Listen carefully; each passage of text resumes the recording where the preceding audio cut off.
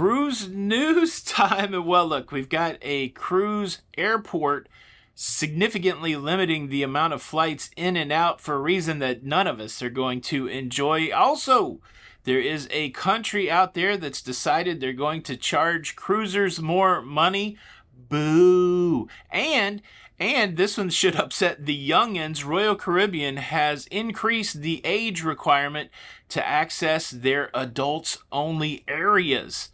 Plus, I've had a great morning because I've overcome an obstacle that I've not been able to overcome in the last few... It's like Hunger Games up in here, y'all. Wait till I tell you this story. Cruise news and my views.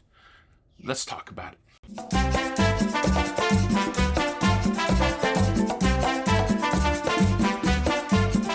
Hey, what's up, everybody? Welcome to La Lira Loca. I'm your host, Tony, here with the latest cruise news and views for your face. For your face. For your face? Yes. The first cruise news story is, again, a story there's going to be a word in here we don't even want to hear. London's Gatwick Airport, a popular airport for flying into to get to the cruise port in Southampton, is significantly limiting its flights because a lot of their air traffic controllers, they got the COVID. COVID is causing this airport to limit its flights. This has been going on for a while. They'd already limited the amount of flights in and out of Gatwick to 800 a day. Now they're reducing that number even further, only going to allow 164 flights in and out of Gatwick a day. Not sure how long this limitation is going to last. So if you have to fly over to London to cruise out of Southampton or leave out of London after cruising in Southampton, you may want to check it out. But yeah, COVID. Rearing its evil head. What do you think COVID sounds like? Do you think it's like beep, beep? I don't know. But yeah, COVID. I might have said it so much I'm going to get a warning on this video. I'm not talking about anything. I'm just saying that the airline is shut down. That's cruise news story number one. Cruise news story number two.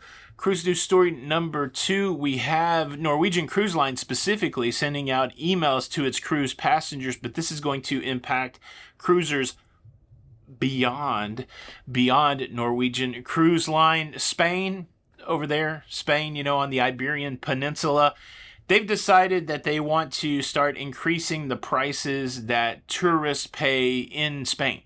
And so they have laid a tax on consumables like food and beverage, and they've extended it out to all areas of tourism. And so now passengers that are booked on, for example, a Norwegian Cruise Line cruise ship leaving Barcelona, because it's leaving Barcelona, it doesn't matter where it's going, there is going to be a tax levied on drinks. Even if you have the all-inclusive drink package, there's going to be a tax levied on food, even if you have the all-inclusive dining package. And it's even going to impact the onboard shops. There's going to be a 21% VAT tax on the shops on board, and there's going to be a 10% VAT tax. The VAT's what they call their extra export tax over there in Europe. The 10% VAT tax on dining and on beverages. I believe it's only going to be applicable while the ship is in Spanish waters. But there you go. You may think you got the all-inclusive everything, and you're going to get hit with some sort of tax if you're doing your drinking or shopping or eating in Spanish waters or in Spain itself. What can we say? The conversations like this, very, very taxing. Very taxing. All right, cruise news story number thrice. Royal Caribbean International has announced that it will be... Well, let me set the story up first. Royal Caribbean recently announced that there would be a new private adult area on Perfect Day at Coco Cay. And this private adult area, you'd have to be 18 years old to get into it. And almost immediately, people started noticing the inconsistency that on Perfect Day at Coco Cay, in this private beach resort hideaway, you had to be 18 years old. But on the cruise ships for the solarium, for the other adults only area, you only had to be 16 years old. So one, you had to have a voter's registration card or a draft card, and the other one you could get by with just your driver's license. That's 16 and 18. Well, To address that inconsistency, they've lowered the age of, no, they didn't lower the age at Perfect Day at CocoCay. They've increased the age in the adults only area on their cruise ships, like the Solarium. You have to be 18 years old now to get into that swimming pool. You can still walk through there. Of course, there's a restaurant in most of the Solariums, the Solarium Bistro. People of all ages can go to those restaurants, but you can't linger.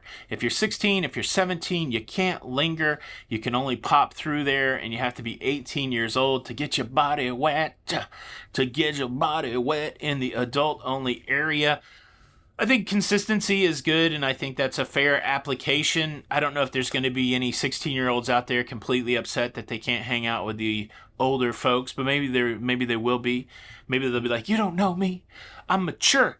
I'm a mature 16 years old, and I should be able to belly flop into this hot tub if I want to. I don't know. Do you have any children out there, 16 or 17 years old, that this is bothering? Are you excited about the change? Of course, the question comes to enforcement. Will there be a whole squad out there busting 16-year-olds, IDing 16-year-olds?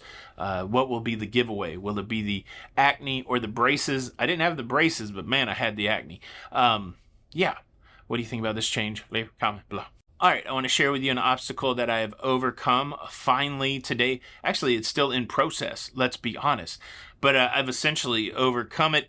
Before I do that, let me quickly invite you to subscribe. If you like staying up to date with everything going on in cruising, please consider subscribing with the notification bell on, and Ed McMahon will come to your house and offer you a check. I don't know if that's true or not. That's just me speculating, so don't hold me to it.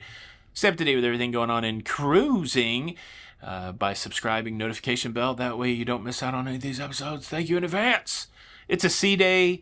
I'm getting a little bit jacked up on caffeine. That is my drug of choice. I had Elvis trivia last night, and to my chagrin, I realized there's a whole block of Elvis songs that I know nothing about. I killed it. There was 20 questions. I killed it all the way up to question 15, and then I didn't know 15, I didn't know 16, I didn't know 17. Do you guys know is there an album that I can listen to get caught up on this era of Elvis? I did not know The Girl of My Best Friend. I did not know The Wonder of You, which seems like I should know that song. I did not know You Don't Have to Say You Love Me, and I did not know You Will Never Walk Alone. I feel like I missed a whole Elvis epoch, an Elvis album, as it were. But yeah, Elvis trivia, a lot of fun on a cruise ship last night. Here's a quick magnet check. I was unable to get a magnet in Sydney because of time constraints, which was disappointing. And then also, I got to do this. Jenny sent me a gift at the beginning of the cruise, but you have to go to one of the shops to see what the gift is. So I don't even know what the gift is, but it's a sea day today, so I'm going to do that. So yeah, at some point today, I got to go see what that gift was from Jenny. But here's the deal. Normally, when I come on this cruise, I send my laundry out, but there wasn't a laundry bag in my cabin. And so it's been very busy. I haven't really interacted much with my room steward. I haven't tracked him down to get a laundry bag. But what's cool is almost directly across the hall from me is the laundrette, the laundromat. And in my, naivete, I thought I would just be able to pop over and do a load of laundry at my convenience, at my leisure, as it were. That has not been the case. I have gone over there 4 separate times. It opens at 8 a.m. So the first time I went over there at 11 p.m. because I was thinking nobody's going to be using the laundry at 11 p.m. And I was right, because the laundry closed at 10 p.m. I'm assuming they closed the laundry for noise. It's right across from the cabins. So then I noticed that the hours of operation 8 to 10 p.m. The next day I went over there at 8:02, and there were 4 people in there kind of having a discussion on who was going to use which laundry. There's 2 washers, 2 dryers, 2 ironing boards. Some discussion over who was going to do their laundry. I didn't want to see a fracas ensue. I backed out of that situation. And then I went over there at noon on another day, and there were people in there. I'm like, holy moly. So I tried like 3 or 4 times to get in there. it really was like a Hunger Games situation. People like hoarding their cache of weapons. They had their laundry. Some people had brought their own Tide Pods. There was all kinds of stuff going on. I'm convinced that using these laundry machines, it's harder to get this than a Taylor Swift ticket this past summer. But today was the day. We had a time change last night.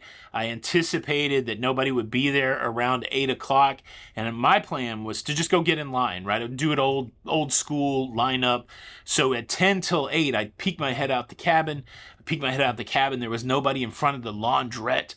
I gathered up my pile of clothes. I went to the door anticipating that I would stand in front of that door for 10 minutes until they opened the door, and guess what? The door was open already, and there was already somebody in there using all of the machines. Now, fortunately, when I poked my head in, the guy was kind. He's like, hey, mine's on the last cycle. If you want to wait, you'll be able to get in. And I'm like, how'd you even get in? And apparently, even though the time changed, they must have opened the thing at 7 this morning because it takes an hour. It takes an hour for these machines to work. And yeah, so I was there for about 5 minutes. The guy moved his stuff from the washer to the dryer. The heavens opened up, and I will have a clean black t-shirt here in about an hour. So I went through the whole, wash cycle. And then even when I went back to check on my wash, there was 2 people in there, like, eyeballing my machine. They're like, somebody's clothes are in there. And we're next. And I'm like, well, guess what? Those are I felt so proud at that moment. Like, I felt like I had transcended because it was my clothes that were in the washer, and I was able to say, you're waiting on my clothes to finish. Ha ha ha. And yeah, so I bugged out. I came back in 5 minutes. My clothes are done. They're in the dryer now. It's supposed to take an hour. I'm going to go check on them. But what an adventure. It's the first time I've ever used the laundrette on a cruise ship. I'm sure there's some pro tips for that. I don't have any yet, but this is something I want to study, or at least I really want to just post a GoPro up there because I feel like there's probably been some interesting interactions in that laundrette room. There was a couple that came in as I was leaving, and they said that they'd been to 3 different laundrettes, and this one had the shortest line to get in. You could almost scalp tickets, like get all the tokens out of they have a token machine. You put your medallion there, you get tokens. I say you just go buy them all up, empty out the machine, and then you can scalp the tokens. That may be too entrepreneurial for just a vacation, but I don't know. You know what they say, don't hate the player, hate the game. I mean, sometimes you just got to pay up for a scalped laundry token. Am I right? Would you pay? See ya.